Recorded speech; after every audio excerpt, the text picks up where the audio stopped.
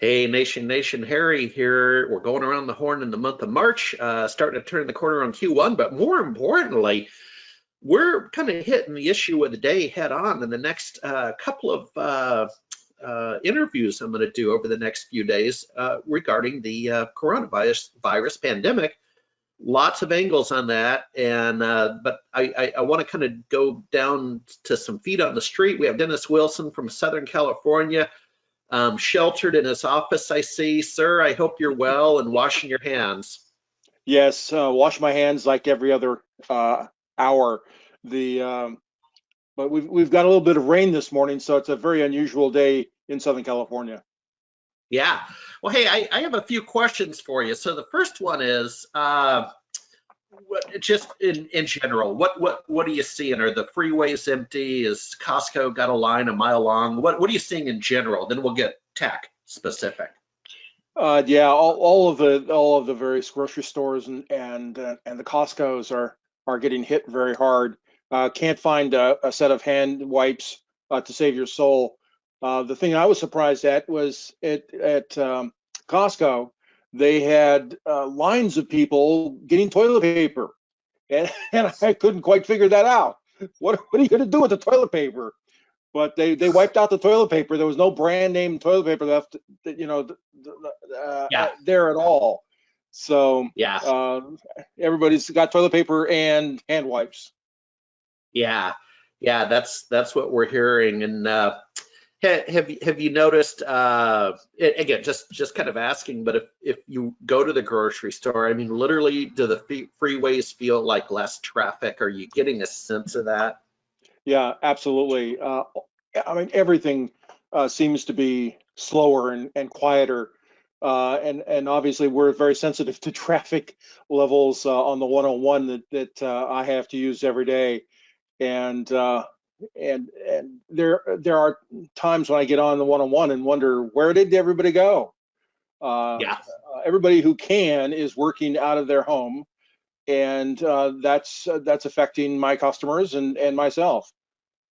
Well, that's actually my next question. So let's talk about your customers. So you're an MSP in Southern California. It is a flight to remoteness. I just made that up, but I mean, I have a couple of dimensions on that. This may finally validate the mobile workforce. It's been happening organically, but Yeah. this may be the turning point. Question is your clients. Do you have one or two examples of they've sent people home and they're working, and maybe that changes the nature of your job a little bit? Yeah, the people who are in the service industry, i.e. the people that don't have their hands on a product they're building, have sent their people home, and in some cases, the people just called in and said, "Hey, I'm staying home today."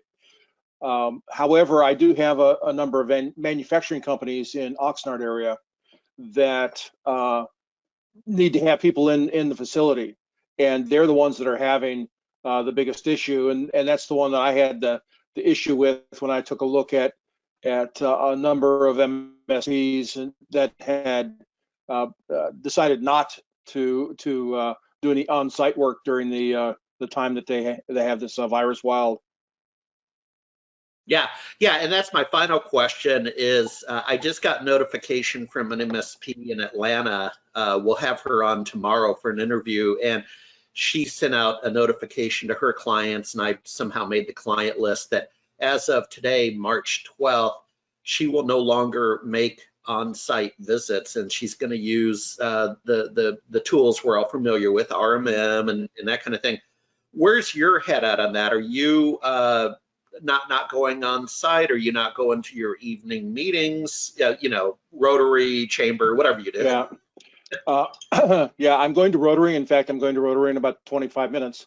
But I really had to think long and hard about clients and working with the clients, and basically what I did was hewed very strongly to the middle road.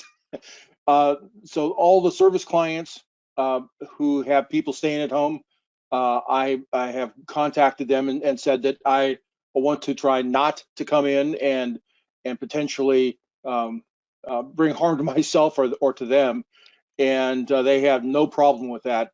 The issue was that the service, I'm sorry, the manufacturing clients Yeah. in Oxnard, and I really had to take the position that I'm not going to be bringing additional headaches to the business owners and business managers there.